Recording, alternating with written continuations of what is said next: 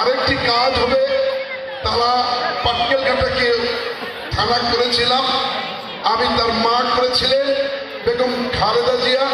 আগামীতে আমার প্রিয় নেতা যদি রাষ্ট্রনায়ক হন, প্রধানমন্ত্রী হন, তাহলে পাটকেলঘাটা থানা করবো বলে আজকে নগরঘাটার এই ঐতিহাসিক জনসভায় ঘোষণা দিয়ে যাচ্ছি। ইনশাআল্লাহ এটা উপজেলা হবে, এটা উপজেলা হবে। এই জন্য করতালি দিয়ে আপনারা অভিনন্দন জানাবেন। দ্বিতীয় কথা হলো, আমি একজন মজলুম।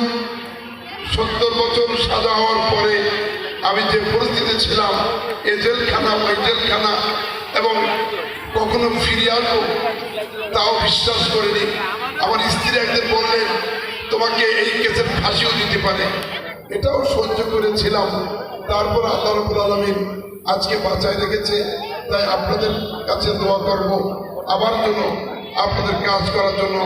অতীতে কাজ করেছি, সেই সুবাদে আমার মার্কা ধানের শীষকে আপনারা সবাই মিলে ধানের শীষকে নির্বাচিত করবেন, মাহবুবের কাছে দাবি।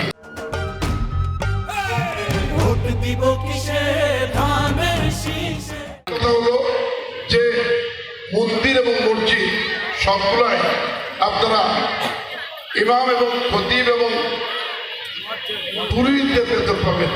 তাই শেষ কথা বলবো, আরেকটি কথা বলে শেষ করব।